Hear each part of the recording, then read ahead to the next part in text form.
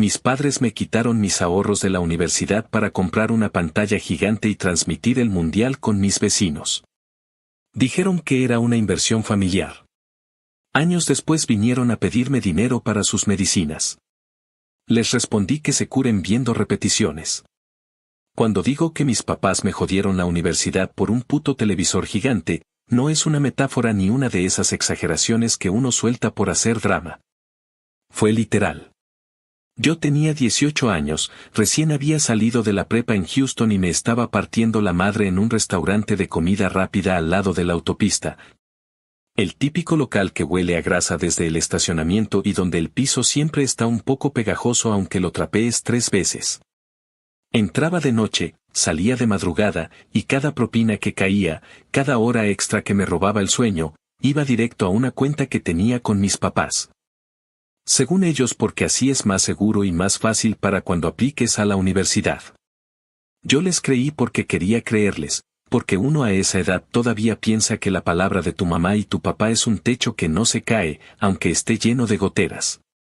El plan era simple y bastante jodido, pero mío: empezar en el Community College, agarrar las clases generales, transferirme después a la estatal, ahorrar donde se pudiera, vivir apretado. Trabajar como burro y salir algún día con un título que me sacara del ciclo de turnos nocturnos, uniformes apestando a fritura y dedos quemados por la freidora. Yo veía a los clientes llegar con sus playeras del equipo y sus sombreros de beige, se sentaban en las mesas de plástico, hablaban de partidos y cervezas frías.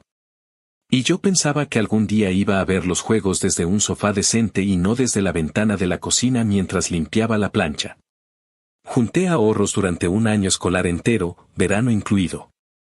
No era una fortuna, pero para mí era sagrado, era mi boleto para comprar libros usados, pagar una parte de la matrícula, la licencia de conducir, y quizá un carrito viejito que no me dejara tirado. Llegó el verano del Mundial de Fútbol, el de 2014, y con él la fiebre estúpida que agarra a todo el vecindario, desde el güero que jura que sabe decir golazo hasta la doña que vende tamales cada sábado en la esquina. En mi casa el fútbol siempre había sido ruido de fondo, una excusa para que mi papá se sentara con una cerveza y mi mamá hiciera salsas picantes que te sacaban lágrimas, pero esta vez se pusieron creativos.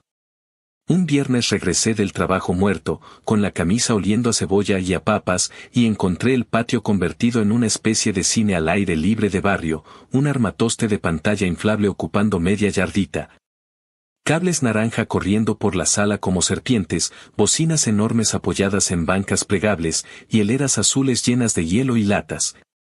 Y el olor a carbón prendido mezclado con ese perfume dulzón del césped recién cortado que siempre me da alergia. Me acuerdo clarísimo de la cara de mi mamá, con esa sonrisa de ten fe, hijo, esto es por tu bien, y de cómo mi papá me soltó, así nomás, que habían usado el dinerito que teníamos guardado para comprar la pantalla, el proyector, las bocinas y una parrilla nueva, porque esto es inversión familiar, mijo, la oportunidad de hacer lana sin endeudarnos. Piensa que todos los vecinos van a venir, vamos a cobrar una cooperación, vender hot dogs, vender cerveza, recuperar todo y doblarlo, vas a ver. Que cuando acabe el mundial hasta te va a sobrar para tus libros. Me lo dijo como si me estuviera regalando un milagro, mientras yo clavaba la mirada en esa chingadera gigantesca que parecía un castillo inflable sin castillo, y sentí que algo en el estómago se me iba para el piso. No me preguntaron, no me avisaron, no me dejaron opinar, nomás metieron la mano a la cuenta y vaciaron lo que yo había juntado moneda por moneda. Y si hubiera sido solo la pantalla, todavía, pero no, también compraron luces, cables, extensiones, una parrilla enorme para los asados, servilletas con banderitas, vasos rojos, y hasta un toldo por si llovía. Pura pendejada disfrazada de plan de negocios. Los primeros partidos fueron un desmadre bonito, hay que admitirlo.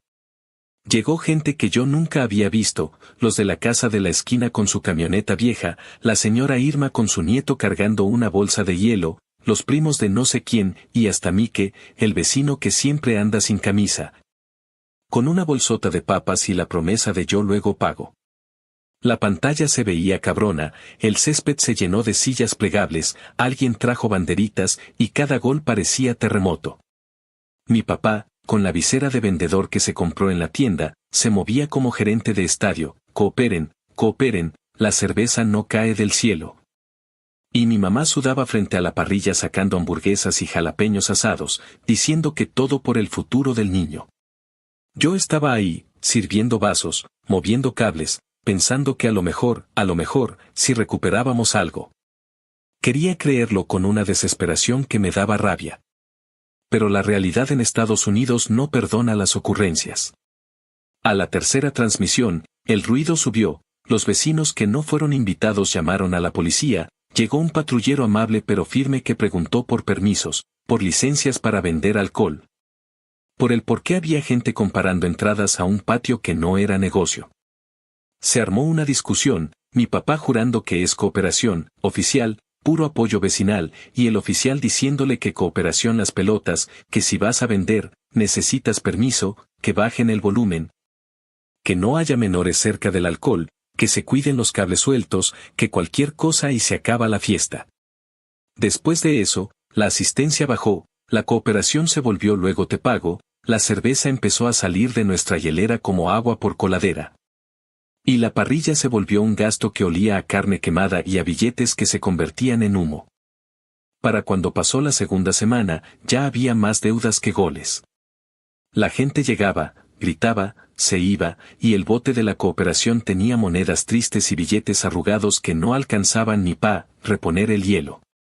Yo veía a mi mamá contar en la cocina, con las manos llenas de grasa y la cara enrojecida por el calor de la parrilla, y a mi papá decir, con ese tono que lastima más que un grito, que hay que aguantar, hijo, ya casi.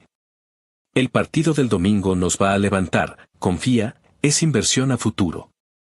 Yo quería agarrarle la visera y aventársela por la ventana.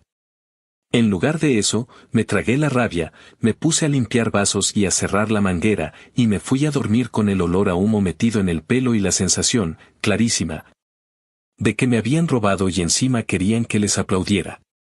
Acabó el mundial como acaban los carnavales, con basura en el patio, platos sucios que nadie reconoce, promesas rotas del estilo luego te paso, bro, y una resaca que no cura ni un caldo caliente. La pantalla se fue a la cochera, a recargarse en las bicicletas oxidadas como un monstruo dormido que todavía cobra renta. Las bocinas se convirtieron en muebles, los cables en trampas para tobillos, y el bote de la cooperación quedó guardado en la alacena, vacío, como un recordatorio imbécil. Cuando pregunté por mi dinero, mi papá me respondió, sin mirar, que ya se invirtió, hijo, hay que pensar en grande, cuando la saquemos para el siguiente evento vas a ver cómo se compensa. Mi mamá me abrazó diciendo que lo hicimos pensando en ti, para que estudies sin preocupaciones, y yo tuve que morderme la lengua para no soltar que si en serio pensaban en mí, no me habrían dejado sin un centavo. Empezó la temporada de inscripciones y yo, con la mochila vieja y los sueños cansados, me vi sentado en la oficina de ayuda financiera del Community College, explicando que mis ahorros familiares se habían transformado en una pantalla inflable para ver a tipos correr detrás de una pelota. La señora de la ventanilla, que llevaba gafas con cadenita y una paciencia de santo, me miró con una mezcla de lástima y rutina, como si no fuera la primera vez que escuchaba una estupidez así. Y me dijo que llenara formularios, que aplicara a becas, que tal vez me aprobaban algo, que tal vez no, que consiguiera un plan de pagos, que no me rindiera. Salí con un sobre lleno de papeles, una deuda que me empezaba a respirar en la nuca y una rabia que ya me ardía por dentro como chile habanero. En la casa, el tema se volvió intocable. Si yo decía libros, mi papá decía pantalla. Si yo decía matrícula, él respondía cuando tengamos otro evento. Si yo mencionaba mi dinero, mi mamá ponía cara de oración y decía que la familia debe estar unida. Yo dejé de discutir, porque discutir ahí era como gritarle a una pared, y me dediqué a trabajar más. Agarré turnos dobles, limpié mesas, lavé baños, hice lo que fuera. Cada vez que alguien en el restaurante hablaba del mundial, yo apretaba los dientes. Cada vez que veía en redes esos videos de gente gritando goles frente a pantallas enormes, me daban ganas de aventar el teléfono contra la pared. ¡Qué pinche ironía! Los partidos que a todos los demás les sabían a celebración, a mí me sabían a deuda. El día que por fin entendí que no iba a recuperar nada fue uno de esos domingos con calor pegajoso donde el aire es una cobija húmeda. Estábamos en el patio recogiendo cajas vacías, la pantalla recostada como una ballena triste, y mi papá dijo, con el tono ligero de quien pide que le pasen la sal, que sería buena idea usar otra vez el ahorro del muchacho para arreglar una cosa del carro y así sí darle vuelo a la inversión el próximo año. Yo lo miré y sentí un golpe en el pecho, no por sorpresa, sino por la confirmación de que, para ellos, mi esfuerzo era una alcancía abierta. Le contesté, con la voz lo más pareja que pude, que no, que ni madres, que no volvieran a tocar un centavo mío, que a partir de ese día yo iba a manejar mi dinero solo. Mi mamá me dijo no seas grosero, hijo, confía, y yo pensé que la confianza no paga libros ni renta. Esa noche, acostado en un colchón barato que sonaba a plástico cada vez que me movía, hice un juramento con la clase de calma que da el enojo cuando ya se te secó la lágrima, no iba a prestarles dinero nunca más. No iba a permitir que me arrastraran a sus ocurrencias, y si algún día venían con cuentos de enfermedad o urgencia, iba a recordarles que ya una vez me dijeron que el fútbol era una inversión y que yo tenía que creer. Apagué la luz, con el olor a carbón todavía en la nariz, y repetí en mi cabeza la frase que se me clavó como un mantra amargo, que se curen con repeticiones. No la dije en voz alta, no todavía. La guardé como quien guarda un cuchillo en el cajón, sabiendo que un día, cuando hiciera falta, lo iba a sacar. Y ese día, aunque tardó, llegó. Pero esa parte la cuento después. Actualización 1. Pasó un año desde aquella puta pantalla inflable que todavía ocupaba espacio en la cochera y que cada vez que la veía me revolvía el estómago. En ese tiempo yo ya había logrado mudarme a otro estado, lejos de Houston, con una mochila que apenas cerraba y una mezcla rara de emoción y rabia pegada a la piel. Conseguí un cuarto en una casa vieja que rentaban estudiantes como yo, con paredes delgadas donde se escuchaba todo, desde los ronquidos del de al lado hasta las discusiones de la pareja del piso de arriba. El cuarto apenas tenía espacio para una cama, un escritorio y un ventilador que hacía un ruido constante como de tractor viejo, pero para mí significaba libertad, aunque fuera una libertad pobre. Con paredes desconchadas y comida recalentada. Por primera vez estaba a cargo de mi propio dinero, aunque eso también significaba que estaba a cargo de mis propias deudas, y esas ya me respiraban en la nuca como un maldito perro hambriento. Las primeras semanas en el Community College fueron un caos. Me levantaba antes del amanecer para agarrar el autobús que olía a sudor rancio. Llegaba a clases con los ojos rojos y las manos temblando del cansancio porque la noche anterior había estado limpiando mesas en un diner de 24 horas. No era raro que me quedara dormido en las clases de historia o que me diera un ataque de ansiedad en la biblioteca al darme cuenta de que los libros costaban más de lo que yo podía gastar en una semana entera de comida. Aprendí rápido a depender de las copias, de pedir prestado, de buscar ediciones viejas que apenas se mantenían unidas con cinta adhesiva. Vivía con miedo de que cualquier gasto inesperado me sacara de la escuela, porque estaba caminando sobre una cuerda floja donde cualquier movimiento en falso podía mandarme al piso. Mientras yo trataba de no ahogarme en mis propias deudas, mis papás no dejaban de llamar. Y cada vez que sonaba el teléfono, no era para preguntar cómo me iba en clases o si necesitaba algo, era para pedirme dinero. Lo decían con ese tono como si fuera lo más normal del mundo, que si podía mandarles unos cientos para pagar la luz, que si podía ayudar con el seguro del carro, que si me sobraba algo porque la pantalla no se estaba pagando sola. Escuchar esas palabras me hervía la sangre. Según ellos, todavía tenían la ilusión de que algún día esa chingadera iba a recuperar lo invertido, como si de repente los vecinos fueran a hacer fila para pagarles por ver partidos viejos o peleas repetidas. Yo pensaba que como carajo se podía ser tan terco, como podían mirar la pantalla cubierta de polvo en la cochera y seguir llamando la inversión.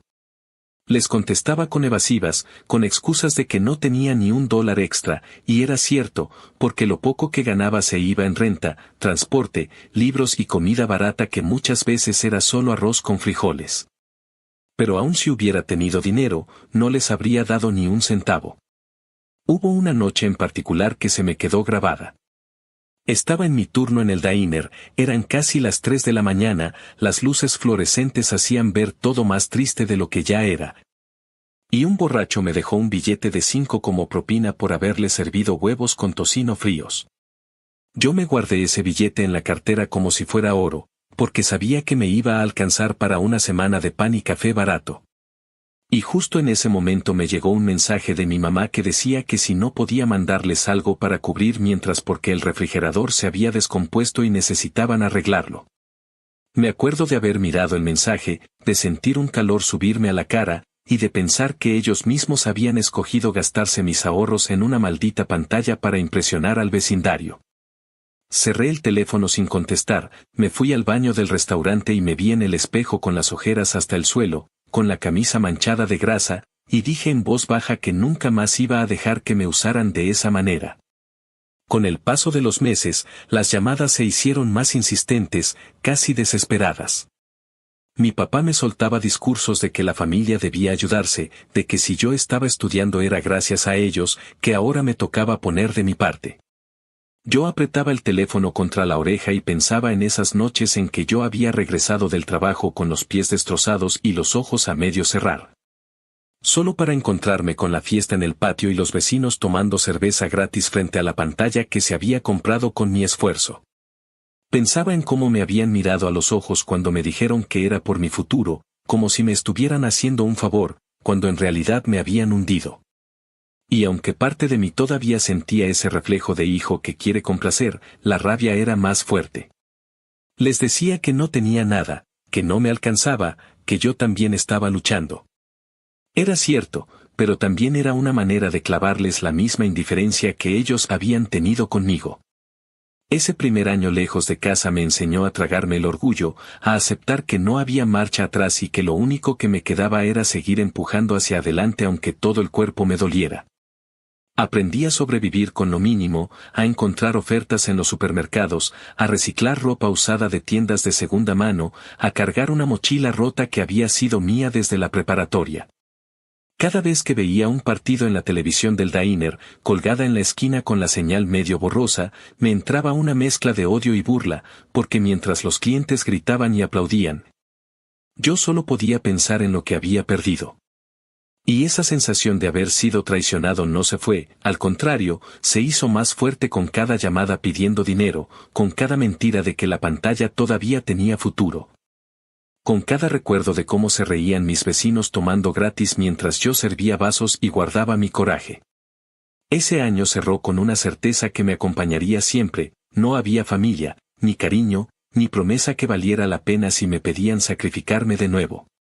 Yo ya estaba demasiado jodido, pero al menos había aprendido la lección. Y lo más cabrón de todo era que, en silencio, guardaba una rabia que no iba a soltar tan fácilmente, porque yo sabía que tarde o temprano me la iban a querer volver a aplicar, y ese día, yo ya no iba a ser el mismo pendejo confiado que creyó que una pantalla inflable era una inversión. Actualización 2. Pasaron varios años y la vida se acomodó a golpes, como esas cobijas viejas que ya saben dónde están las roturas y aún así te abrigan. El salto fue grande, terminé las clases del Community College, me transferí a la estatal, rematé los últimos semestres con trabajos de medio tiempo en el laboratorio de computadoras y turnos en el comedor del campus. Y sobreviví con café recalentado y apuntes fotocopiados que olían a tóner. Hubo días en que me temblaban los párpados del cansancio y aún así me quedaba en la biblioteca hasta que el guardia pasaba diciendo que ya era hora, hubo noches en que soñaba con tickets de caja y frituras. Y hubo mañanas en que el miedo a que me rechazaran en una entrevista me apretaba la garganta. Aún con todo eso, una profesora buena onda me jaló a un proyecto sencillo. Me presentó con un amigo suyo que trabajaba en una empresa chiquita de software y me ofrecieron una práctica pagada que para mí sonó como un premio de lotería, no porque pagara como los anuncios presumen, sino porque significaba no volver a casa con las manos vacías. Ese primer depósito en mi cuenta a mi nombre, sin la sombra de la bendita cuenta conjunta, fue como respirar después de estar mucho rato bajo el agua. Me compré un par de camisas decentes en una tienda de segunda. Cambié mis tenis casi deshechos por unos que no me abrieran agujeros en los talones, y con el resto comí algo que no fuera arroz con frijoles por primera vez en semanas. Cerré ese semestre con la moral menos rota y con la certeza de que la orilla del abismo estaba, por fin, unos pasos más lejos. La graduación fue en un auditorio que olía a desinfectante y flores baratas, con familias que gritaban nombres, con abuelas llorando a moco tendido y con papás presumiendo como si ellos se hubieran desvelado haciendo tareas. Yo caminé con la toga prestada, sentí el gorro chueco a punto de caerse y escuché mi nombre pronunciado medio mal. Pero me dio igual porque lo que importaba era ese pedazo de papel que me dijeron que tardaría varias semanas en llegar. Mis papás no fueron. Dijeron por teléfono que los boletos, el viaje y el hotel costaban un ojo de la cara, que mejor lo celebráramos a distancia. Y yo asentí mientras por dentro agradecía no tener que fingir que no estaba resentido.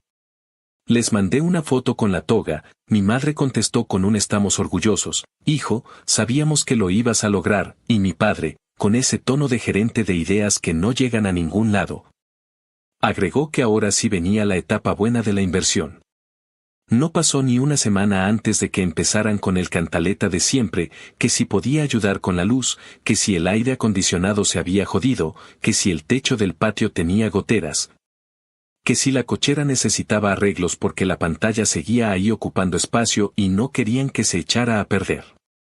Me contuve para no reírme, porque la pantalla ya estaba muerta desde el pinche mundial, pero ellos seguían hablando de ese trasto como si fuera una vaca flaca que en cualquier momento iba a dar leche. La empresa donde hice la práctica me ofreció quedarme con un contrato modesto, con un sueldo que no era para tirar cohetes pero que, comparado con las propinas grasientas del diner, me hizo sentir que por fin estaba jugando otro partido. Me mudé a un departamento pequeño en un edificio antiguo que crujía con el viento y tenía la alfombra gastada, pero por primera vez mi nombre estaba solo en el contrato de renta y mi depósito salió de mi cuenta. No de la tarjeta de nadie más. Llevé un colchón barato, una mesa que conseguí en un mercado de pulgas y una lámpara sin pantalla que iluminaba de mala gana, colgué una cortina torcida que me dejó un agujero en la pared y descubrí, ya tarde, que el grifo de la cocina tenía una fuga mínima que convertía el zinc en un río cada noche. Aún así, entrar a ese lugar después del trabajo y tirar la mochila en el suelo se sintió como abrir una puerta que llevaba años cerrada. Compré un ventilador que no sonaba como tractor, un microondas que no apestaba a palomitas quemadas y un juego de platos desparejados que me alcanzó con un billete arrugado, y con eso tuve suficiente para decir que tenía casa. El trabajo fue una mezcla rara de emoción y susto. El primer día me temblaron las manos encima del teclado, no por la dificultad, sino por el miedo a cagarla y terminar de regreso en la freidora. Me tocó arreglar cosas sencillas, atender correos malhumorados de clientes que creen que su problema es el fin del mundo, escribir documentación que nadie quiere leer y aprender a decodificar las manías del equipo. El jefe que odia las reuniones largas pero las convoca cada tarde, la compañera que siempre sabe dónde está el cable que falta, el vato que mastica hielo frente al micrófono y te taladra el cerebro en las llamadas. La empresa no era el sueño americano de las películas, pero cada quincena que caía en mi cuenta era un ladrillo más en el muro que yo estaba levantando entre mi vida y la vieja cochera con la pantalla inflable llena de polvo.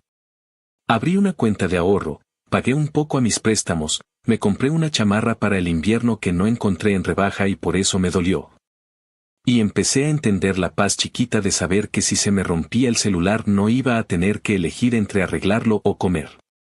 En ese tiempo hice un viaje corto a Houston porque una amiga del barrio se casaba en una iglesia cerca de donde crecimos y me pidió que fuera, también porque, aunque me pesara admitirlo, quería ver con mis ojos cómo estaba mi casa, quería pararme frente a esa cochera como quien visita una tumba y comprobar que el fantasma seguía ahí.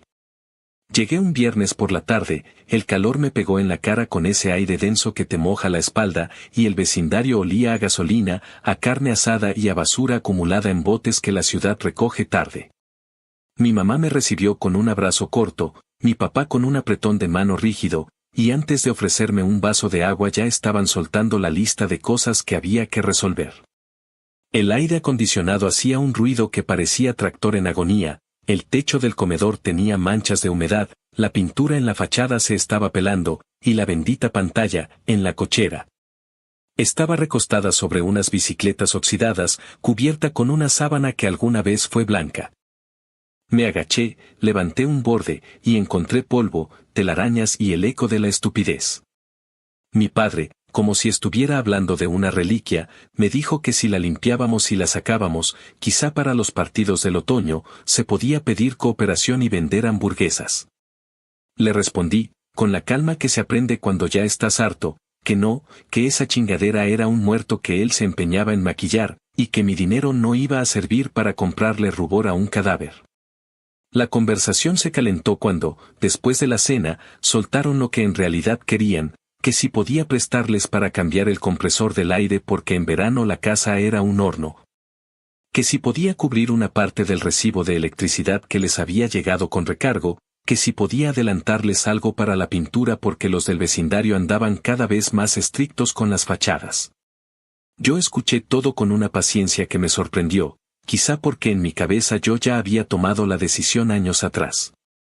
Les dije que no tenía, que apenas estaba empezando. Que me estaba comiendo mis deudas a mordidas pequeñas y que no me alcanzaba para salvar una casa que ellos mismos habían metido en el hoyo por jugar a ser empresarios de patio. Mi madre se ofendió y dijo que yo había cambiado, que donde estaba el niño agradecido que siempre había sido tan noble. Y yo respondí que ese niño lo pisotearon el día que vaciaron mi cuenta para comprar una pantalla inflable y vender cerveza sin permiso. Mi padre apretó la quijada, murmuró que uno nunca sabe cuándo va a necesitar a la familia, y yo pensé que claro que lo sabía, que yo la necesité cuando tenía 18 y me dejaron solo con formularios y deudas.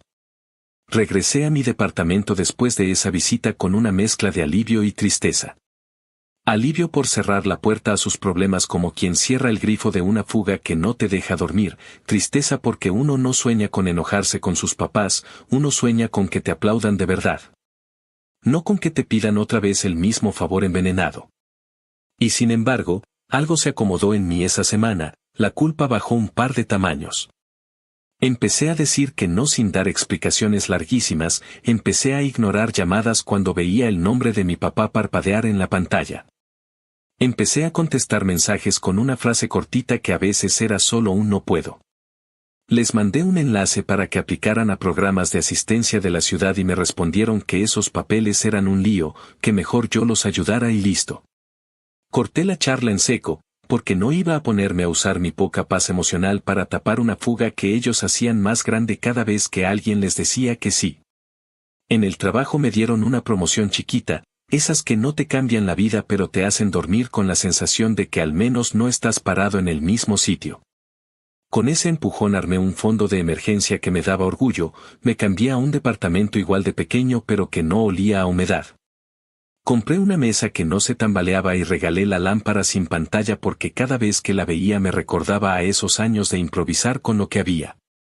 Empecé a correr en las mañanas, no porque me gustara, sino porque me despejaba la cabeza antes de sentarme frente a la computadora. Y ese rato con el aire frío pegándome en la cara se convirtió en la forma más barata de terapia.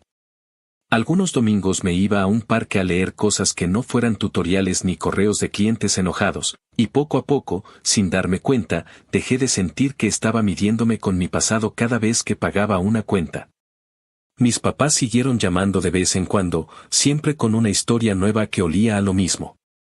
Que un vecino todavía les debía de aquellas cooperaciones, que el patio necesitaba una reparación, que la pantalla quizás se podía vender por una buena cantidad si la limpiaban y la anunciaban bien. Que por qué no les adelantaba algo para arreglarla y subir el precio. Les contesté que yo no iba a poner un centavo en esa estupidez, que si querían venderla la vendieran, aunque fuera por 2 migajas, y que usaran ese dinero para pagar una cuenta de verdad, no para enderezar una fantasía. Me colgaron un par de veces, mi mamá lloró en otra llamada y me mandó un mensaje diciendo que las palabras duelen, y yo tuve que apagar el celular, porque sí, las palabras duelen. Pero más duele que te saquen los ahorros con una sonrisa y te hagan cargar con las consecuencias durante años. Esa fue la época en que empecé a entender que a veces la venganza no es un golpe con ruido, a veces es un silencio firme, una puerta que no se abre, una frase que no cambia aunque te la pidan por favor. Y en ese silencio, yo dormí mejor que en toda mi vida. Actualización 3. Pasó casi una década y me encontré viviendo una vida que, aunque no era de película, al menos tenía un ritmo que no me hacía sentir que me estaba ahogando cada lunes. Tenía un trabajo estable en una empresa que hacía productos que nadie fuera de nuestro mundito entiende, un horario que ya no me exprimía hasta dejarme sin colores. Un departamento que olía a café recién hecho en las mañanas y a jabón barato en las noches, y una calma que antes me parecía ciencia ficción.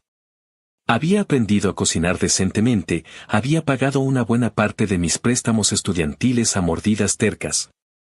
Conocía a la cajera de la tienda de la esquina por su nombre y había cambiado el colchón baratón por uno que no me dejaba la espalda hecha trizas. La pantalla inflable de la cochera se había convertido en un recuerdo casi gracioso en los pocos días buenos, en una espina que todavía se me atoraba en los días malos. Y en la medida de todas las ocurrencias que juré que ya no iba a tolerar nunca más. Esa promesa que me hice en voz bajita, esa de guardar el cuchillo para cuando hiciera falta, estaba ahí, fría y quieta, esperando como los trastes limpios en el escurridor. Fue un miércoles de clima raro, de esos que empiezan frescos y terminan con el aire pegajoso, cuando sonó el teléfono con el nombre de mi mamá en la pantalla. Yo estaba cerrando una videollamada del trabajo, con la cabeza todavía adentro de un tablero lleno de tareas y una taza de café que ya sabía a quemado, cuando vi que la llamada insistía una y otra vez. Contesté porque esa insistencia siempre trae tragedias o chantajes, y la voz de mi madre, suave primero y quebrada después, me soltó que andaban jodidos de salud, que mi padre se sentía mal del pecho, que la presión, que el azúcar, que el médico les había dado recetas que costaban un ojo de la cara y que la farmacia no les quería soltar las cajas si no pagaban el copago completo. Dijo que estaban tratando de inscribirse a esos programas que dicen ayudar, pero que la aplicación era un laberinto y que la trabajadora social les había pedido papeles que no encontraban y que, mientras tanto, que si yo podía prestarles algo para que no se quedaran sin medicinas. Mientras me hablaba, yo podía escuchar de fondo ese ventilador viejo de la sala, el ruido de la tele encendida con un noticiero al que nadie estaba poniendo atención y el eco hueco de la casa que yo conocía al detalle. Cada grieta, cada puerta que chirría, cada rincón donde se acumula polvo porque nadie mueve los muebles desde hace años. Mi padre tomó el teléfono unos segundos después con esa mezcla de orgullo hueco y urgencia que le sale cuando necesita algo y le da coraje necesitarlo. Me dijo que no estaban pidiéndome un regalo, que era un préstamo, que él siempre había sido hombre de palabra y que en cuanto se acomodaran me lo pagarían, que si yo estaba bien gracias a Dios y a mis esfuerzos. Pues que chingados, que no me iba a hacer pobre por echarles la mano. Yo me lo imaginé sentado en la mesa del comedor con la visera de beige que se pone para todo, con los codos en la madera gastada, explicándome que la familia es familia, y sentí un golpe seco en el estómago. No de lástima, sino de esa rabia vieja que despierta como perro al que le pateas la jaula. No es que no supiera lo que cuesta una pastilla en este país de mierda, no es que no entendiera que la farmacia del súper te mira con cara de trámite y te cobra como si te estuviera vendiendo oro en cápsulas. No es que no supiera que los seguros te marean con llamadas y cartas y listas de médicos y que tú solo quieres dejar de sentir que te arde el pecho o que la cabeza te va a explotar. Yo lo sé, carajo, porque me ha tocado ayudar a amigos a descifrar esos papeles, porque me he sentado a buscar cupones digitales que bajan un poco el sablazo. Porque he visto a gente decidir entre comprar una caja de pastillas o comprar comida para la semana, y nada de eso me es ajeno. Pero una cosa es entender el sistema jodido y otra cosa es olvidar que yo, cuando tenía la edad en la que todavía crees que tus papás son un escudo, me quedé sin ahorros por la gracia pendeja de montar un cine en el patio para que los vecinos tomaran cerveza gratis. Respiré hondo para no soltar un grito y respondí con calma, esa calma afilada que a veces corta más que un alarido. Les dije que me parecía una chingadera que la vida te ponga a escoger entre respirar y pagar la renta, que sabía que las medicinas no son baratas, que no soy un monstruo, pero que también sabía que ellos, hace ya muchos años, eligieron gastarse mi futuro en una pantalla gigante porque se les metió en la cabeza que podían jugar a empresarios sin pagar permisos, sin pensar en consecuencias, sin pedirme opinión, y que esa decisión me costó años de deuda y de trabajos de madrugada. Mi mamá, llorando ya sin esconderlo, dijo que la familia no lleva cuentas, que hay que ayudarse, que lo del mundial había sido un error, que lo sabían, que estaban arrepentidos, que dejara de colgarme del pasado. Mi padre, con ese tonito que usa cuando quiere tener la última palabra, Dijo que una cosa no borra la otra, que ellos hicieron lo que creyeron mejor y que ahora lo mejor era que yo pusiera de mi parte. Y ahí, en ese momento, con el café frío en la mano, con el cursor todavía parpadeando en un documento del trabajo, con el ventilador de mi cocina soltando su brisa chueca, recordé el cuchillo guardado. No levanté la voz, solo dejé caer la frase con el peso de todo lo que acumulé durante años. Les dije que si de verdad creían que una pantalla inflable era una inversión familiar, entonces que ahora se curaran viendo repeticiones. Que se sentaran frente a esa chingadera, que buscaran en los canales esos partidos enteros que pasan a medianoche, que volvieran a gritar gol como si eso hiciera bajar la fiebre. Que pusieran la mano en el bote de la cooperación y sacaran milagros, que volvieran a vender hamburguesas imaginarias a vecinos que nunca pagan, que prendieran la parrilla y le echaran salsa a los recibos de la farmacia. A ver si así sabían mejor. Dije que no iba a transferir un centavo, que no me volvieran a hablar para pedirme dinero, que aplicaran a los programas que hay, que buscaran ayuda en clínicas comunitarias. Que hicieran lo que todos hacemos cuando el agua nos llega al cuello y no hay quien nos rescate. Mi madre dijo, con un hilo de voz que me estrujó por dentro aunque me mantuve firme, que yo me estaba convirtiendo en un cabrón sin corazón.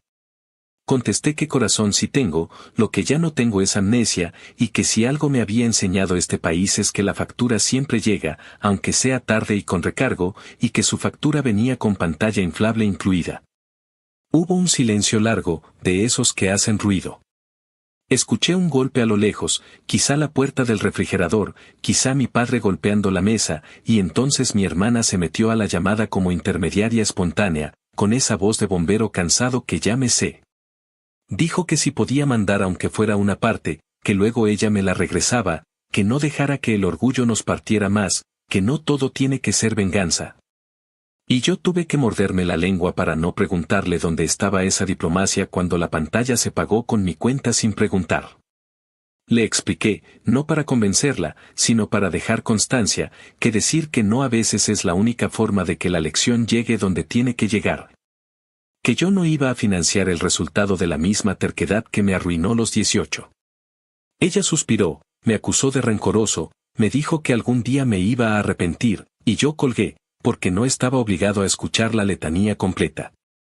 Me quedé mirando mi teléfono sobre la mesa, la pantalla oscura reflejando mi cara cansada, y sentí lo que se siente cuando por fin dices una verdad que te pesaba como ladrillo mojado en el pecho. Esa noche cené tarde, un plato de pasta que me quedó pasada de cocción porque la llamada me agarró con el agua hirviendo, y me tomé una cerveza sentado en el piso, apoyado en la pared. Mirando el techo sin ver nada en particular. No sentí la descarga de fuego artificiales que uno imagina cuando fantasea con venganza, no hubo fanfarria, no hubo aplausos, solo una calma extraña y una tristeza raspada que acepté sin drama. Sabía que había sido cruel decir lo de las repeticiones, sabía que en otra vida, con otros papás, con otras decisiones, yo habría sido el hijo que corre a la farmacia de madrugada, pero en esta vida, en esta historia, me tocó ser el cabrón que cierra la billetera y deja que el eco de su no resuene por toda la casa donde crecí. Fui a lavar el plato, apagué la luz de la cocina, me acosté y dormí mejor de lo que esperaba, con ese cansancio limpio que te agarra cuando por fin haces lo que prometiste hacer. Los días que siguieron fueron una especie de resaca emocional sin sobresaltos.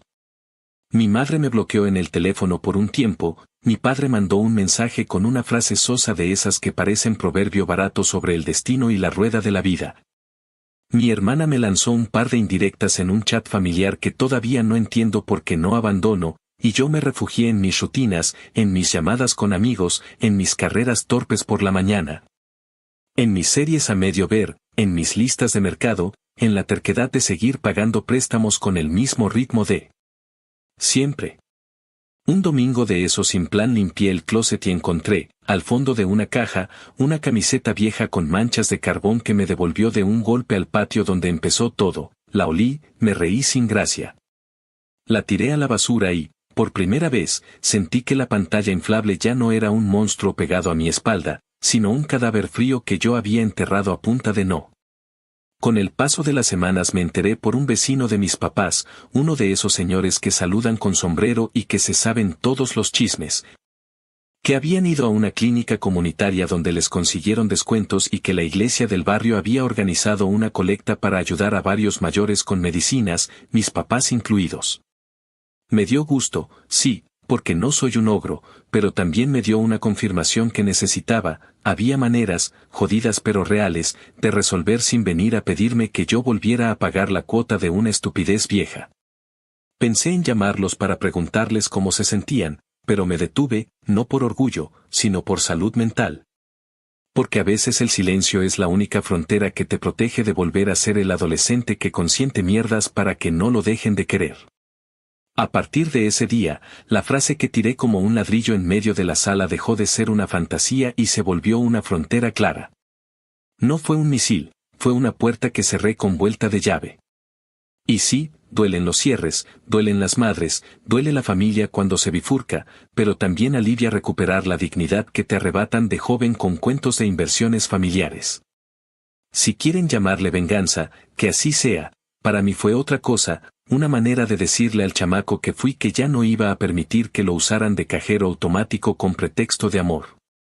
Y al final de ese día, de ese puto miércoles alargado, me fui a dormir con la paz agria de quien sabe que a veces el único abrazo posible es el que te das al sostenerte la palabra. Actualización 4. Habían pasado un par de años desde aquella llamada en la que los mandé a la chingada con lo de las medicinas y mi hermana, que siempre andaba en medio como árbitro mal pagado. Me escribió un día para contarme que la famosa pantalla inflable había terminado vendida en Craigslist. Me dijo que la pusieron a un precio ridículo porque nadie en su sano juicio quería pagar miles por un trasto viejo y que al final un tipo llegó con su camioneta, la doblaron como pudieron. La subieron entre dos y se fue con ella dejando apenas $200 arrugados sobre la mesa de la cocina. Lo que me hizo soltar una carcajada seca fue que, en lugar de usar esa plata para comprar las medicinas que tanto les faltaban, o para arreglar algo de la casa que se estaba cayendo a pedazos, decidieron gastarla en cerveza y pizza como si fueran adolescentes celebrando un juego de secundaria. 2 décadas de matrimonio, una casa hecha polvo, enfermedades encima, y aún así su primera reacción fue llenar el refrigerador de botellas baratas y cajas de cartón grasiento. Me lo contó mi hermana con esa voz de mira qué cabrones son, pero en realidad esperaba que yo reaccionara con compasión. Como si el hecho de que ya no tuvieran la pantalla fuera suficiente castigo y tocara perdonarles todo lo demás. Lo que sentí en ese momento no fue lástima, sino confirmación. Esa pantalla había sido mi verdugo, había sido la tumba de mis ahorros y el símbolo de su irresponsabilidad. Y verla reducida a un anuncio perdido en internet y a un intercambio por $200 me demostró que nunca valió lo que ellos juraron que valía. Para mí no era solo un objeto, era la prueba material de que sus decisiones siempre pasaban por encima de mi vida.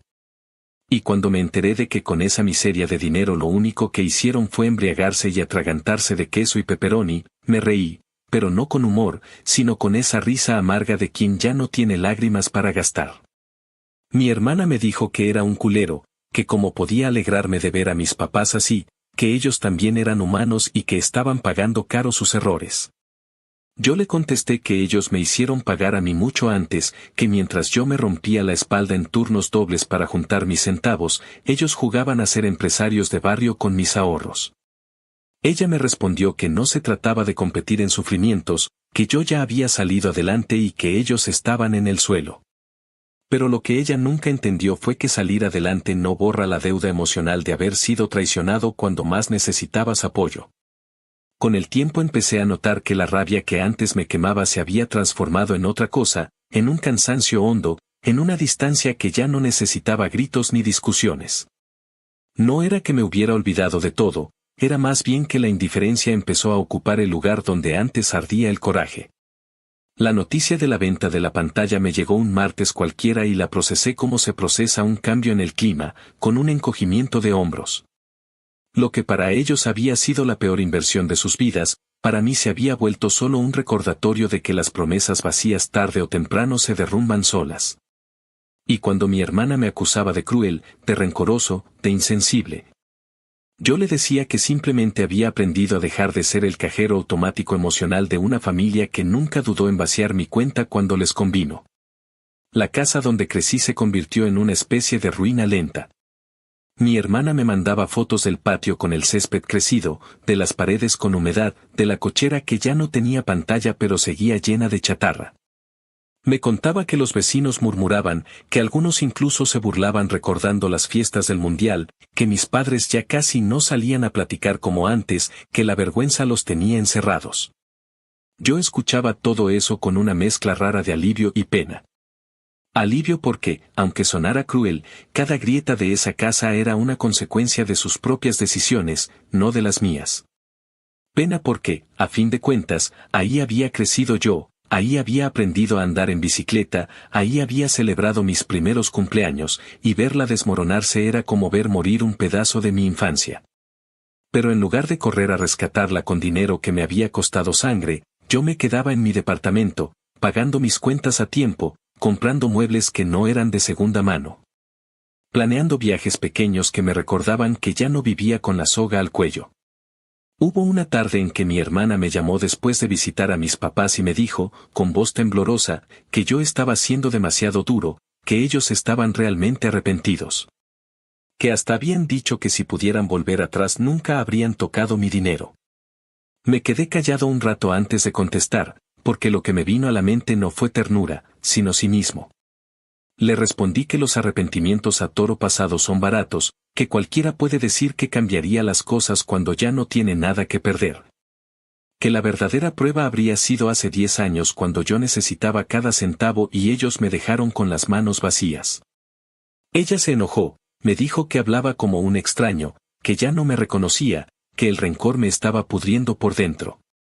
Yo le expliqué, con calma y sin elevar la voz, que rencor no es lo mismo que memoria, que lo único que hice fue aprender la lección que ellos me dieron a la fuerza, y que esa lección era no volver a confiarles nada. Mi hermana colgó molesta, y yo me quedé mirando la pantalla del teléfono con esa resignación de quien sabe que ya no hay manera de que los demás entiendan la herida si nunca la vivieron. Ese periodo se sintió como el cierre de un círculo. La pantalla, que alguna vez fue el monstruo que se tragó mis ahorros, había terminado convertida en un trasto vendido por limosna. Mis padres, que habían jurado que era una inversión familiar, ahora la recordaban como un error monumental. Y yo, que había jurado no volver a caer en sus juegos, me encontraba cumpliendo mi palabra sin titubear. Lo curioso es que no me sentía triunfador ni vengador, me sentía simplemente libre. Libre de la deuda emocional, libre de la obligación de rescatar a quien nunca me rescató, libre de cargar con culpas que no eran mías. Y aunque mi hermana insistía en que algún día me arrepentiría, en mi interior sabía que lo único de lo que me habría arrepentido sería de volver a abrir la billetera y repetir la misma historia. Cuando pienso en esa actualización de mi vida, en esa etapa en la que la pantalla finalmente desapareció, lo que me queda es la certeza de que a veces la justicia no viene en forma de discursos ni de reconciliaciones, sino en la manera en que los errores se pudren solos hasta que ya no hay manera de negarlos. Mis padres se quedaron con su arrepentimiento tardío, yo me quedé con mi dignidad intacta, y entre los dos se tendió un silencio que, aunque pesado, era lo más sano que nos podía pasar. Actualización final. Pasaron más años de los que me gustaría admitir y la vida se fue asentando a su manera torpe pero constante, como esa espuma del café que se aplana aunque la revuelvas con rabia. Cambié de empresa un par de veces, subí un escalón aquí y otro allá, pagué deudas adentelladas, aprendí a no odiar los lunes, y un día me descubrí viviendo en un departamento soleado que no hacía ruidos raros por la noche. Con una planta terca que sobrevivía a mis descuidos y una rutina que olía a pan tostado en la mañana y a detergente en la noche. Conocí a alguien bueno, nos acomodamos con la paciencia que no tuve nunca en mis 20. Y abrimos una cuenta para la universidad de un niño que llegó a patear el tablero y a ponerle nombre a lo que antes era solo prisa y cansancio. Era una vida normal, de esas que no salen en películas, con listas de mandado pegadas en el refri y domingos de parque con una pelota de plástico, pero mía al 100. Sin manos metidas en mis bolsillos que yo no hubiera invitado. En esa calma se me ablandó la espalda y, sin embargo, no se me ablandó la memoria, la promesa que me hice de nunca volver a financiar estupideces ajenas seguía ahí, afilada y clara. Como una llave que cuelga de un clavito junto a la puerta. El salto que define esta parte empezó una tarde que tenía el color plomizo de las malas noticias. Mi hermana llamó con voz de quien trae una granada sin seguro, que mi papá había caído al hospital del condado por un susto serio en el pecho. Que los doctores hablaban de pastillas que se toman todos los días y de revisiones cada cierto tiempo, que la cuenta no iba a ser bonita, que la farmacia ya había dicho su precio con esa sonrisa de cajera que no decide nada. Y que, claro, habían abierto una colecta en internet con la foto más triste que encontraron donde mi padre salía con la mirada caída y mi madre con un suéter demasiado grande para su cuerpo. Me pasó el enlace y me dijo que con lo que yo aportara haríamos una diferencia. No voy a mentir, el golpe se me quedó clavado en el estómago porque por más cabrón que uno se haga con los años, sigue siendo el hijo de alguien. Abrí el enlace, leí los comentarios de la gente de la iglesia y de los vecinos que ahora se acordaban de que mis papás habían sido tan generosos cuando el mundial, y algo me ardió detrás de los ojos. Pero no era compasión pura, era esa mezcla de tristeza y coraje que te recuerda que la compasión no borra la historia. Cerré la página, respiré hondo y me repetí lo que ya me he repetido 1000 veces, no voy a financiar lo que no sembré, no voy a salvar lo que no destruí, y si hay que ayudar. Que ayuden los que estaban aplaudiendo cuando todo era risas en el patio y mi cuenta se iba por el drenaje. Poco después llegó la llamada directa. Mi padre, con esa voz raspada de hospital que sé que odia porque lo hace sonar vulnerable, me dijo que no iba a dar vueltas, que necesitaban dinero para empezar el tratamiento, que no estaban pidiéndome un favor loco. Que se trataba de un préstamo, que él siempre paga, que la familia es familia, que yo estaba en buena posición, que no me iba a hacer pobre por echarles un cable. Me lo imaginé en esa camilla dura, con la bata que se abre por donde menos debe, con el suero colgando, y se me partió algo chiquito por dentro, pero la otra parte. La que ha dormido con la cuenta en rojo y ha contado monedas en el mostrador de una farmacia barata, fue más fuerte. Le dije que me costaba un huevo escucharlo así, que no le deseaba mal ni a él ni a nadie, pero que yo ya había pagado la factura más cara cuando se gastaron mis ahorros en aquella mamada de pantalla. Y que lo que ellos llamaron inversión fue mi deuda durante años. Le recordé que yo había estudiado con libros usados, que había comido arroz con frijoles hasta que me salían por las orejas, que había limpiado baños ajenos por la noche para no dejar la escuela, y que mientras yo hacía todo eso, la pantalla dormía en la cochera como un monumento a la pendejez. Mi padre respondió con la vieja cantaleta de que uno hace lo que puede con lo que tiene, que hay que ver hacia adelante, y yo, sin subir la voz, solté la misma frase que le había lanzado aquella vez. Esta vez con la calma helada de quien tiene la palabra bien amarrada, si tan inversión familiar era, que se curen viendo repeticiones. Dije que buscaran programas del Estado, que hablaran con la trabajadora social, que fueran a la clínica de la comunidad, que metieran papeles hasta que una puerta se abriera. Que dejaran de pensar que mi billetera era un grifo eterno. Hubo un silencio de esos que te muerden el oído, luego un haces daño sin tocar y se cortó la llamada. Pasaron semanas. Mi hermana se convirtió en oficina de quejas, me mandaba mensajes cargados de veneno envuelto en papel de regalo, que yo tenía hielo en las venas, que se me había subido el éxito de 3 centavos a la cabeza. Que algún día iba a necesitar a la familia y me iba a tragar mis palabras. Yo respondía con frases cortas, no por falta de argumentos, sino para no dar más cuerda a la montaña rusa.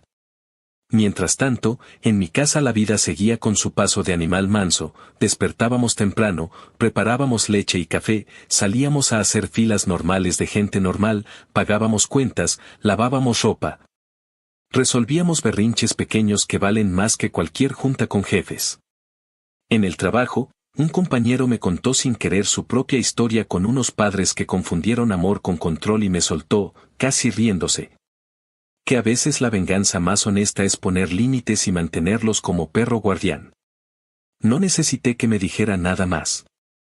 Esa misma tarde, ya de noche, mandé a mi hermana una lista de clínicas gratuitas, teléfonos de asistencia legal para papeles y un par de contactos de la iglesia donde un amigo ayuda. Respondió con un gracias, pero eso toma tiempo, mejor si nos prestas, y cerré el chat con ese cosquilleo en la nuca que te avisa que el pasado te quiere jalar por los tobillos. El final de esta historia no vino con trompetas, vino con la noticia seca de que el cuerpo se cansa y no negocia. Mi padre empeoró y, después de varias idas y vueltas, me llamaron para decirme que iban a hacer un servicio pequeño en una funeraria de barrio, que no habría mucho, que el café sería aguado y las flores de plástico. Que si podía ayudar a cubrir la diferencia, que si podía mandar aunque fuera la mitad, que si podía hacer acto de presencia con la billetera abierta.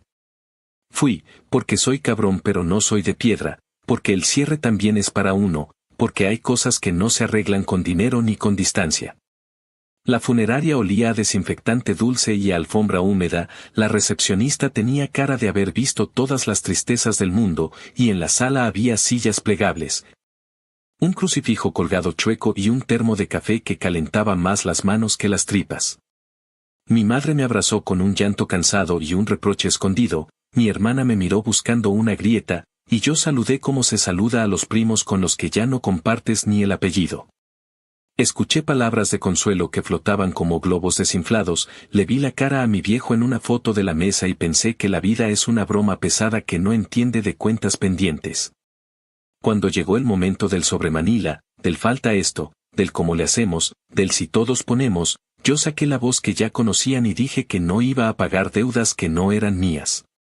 Que había venido a despedirme, a estar, a cargar una silla si hacía falta, pero no a poner dinero sobre una mesa que tantas veces me dejó sin silla.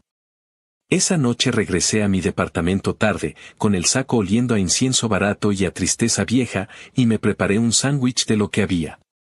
No hubo culpa dándome mordidas, hubo una paz áspera, una especie de respiro de perro cansado que por fin se echa en un rincón sin que lo pateen. Me senté en el piso, con la espalda contra el sofá, y pensé en el niño que fui, en el chavo que encadenó turnos para juntar sus ahorros, en el adulto que aprendió a decir que no sin que le tiemble la boca.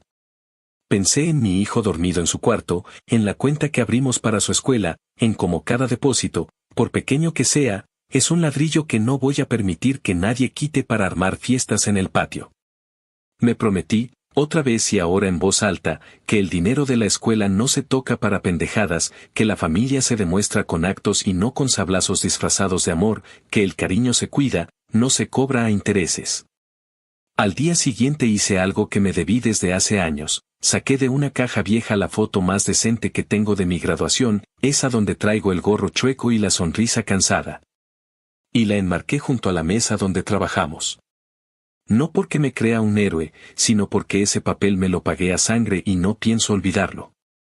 Luego llevé a mi hijo al parque, nos sentamos en el césped, comimos una nieve que terminó más en su camiseta que en su boca, y me pidió que le contara la historia del televisor gigante. Se la conté sin veneno, con las palabras suaves que uno le da a un niño, diciendo que hubo una vez una idea tonta que se llevó algo importante. Y que su papá aprendió que las ideas tontas hay que frenarlas aunque venga disfrazadas de fiesta. Cuando me preguntó si yo estaba enojado, le dije que no, que ahora estaba tranquilo, que a veces el enojo se gasta como una camiseta vieja y queda lo que tiene que quedar, el límite. Se rió, me abrazó con esos brazos pegajosos y gritó que quería jugar a las escondidas. Y yo corrí con él, no porque tuviera ganas de hacer ejercicio, sino porque así es como se gana de vuelta el pedazo de vida que un día te intentaron quitar con una sonrisa y una pantalla inflable. Mi madre y mi hermana siguen en su ruta, a veces hablan, a veces no, a veces mandan mensajes con buenas noticias y a veces con quejas que rebotan en mis paredes. Yo contesto cuando puedo, visito cuando debo, y guardo la distancia como quien guarda un vaso de cristal lejos de la orilla de la mesa. No deseo mal, no deseo nada que no sea que encuentren su manera de seguir sin necesitar lo que no les corresponde. A veces, en partidos importantes, pongo el juego en la tele del living, bajo el volumen y me río solo cuando escucho a lo lejos algún vecino gritar gol, no por burla, sino porque ahora el fútbol volvió a hacer ruido de fondo y no la soga al cuello. Y cuando alguien, por curiosidad o por chisme, me pregunta por qué no ayudé más, por qué no solté la cartera en el hospital, por qué no cubrí la funeraria, respondo lo mismo de siempre, sin prisa y sin temblor. Porque la familia no es excusa para repetir errores, porque ya pagué esa factura, porque hay heridas que se cierran con no. Que llamen a eso venganza si quieren, para mí fue otra cosa, fue recuperar la autoridad sobre mi propia vida. Y sí, lo confieso sin adornos, no me arrepiento un carajo.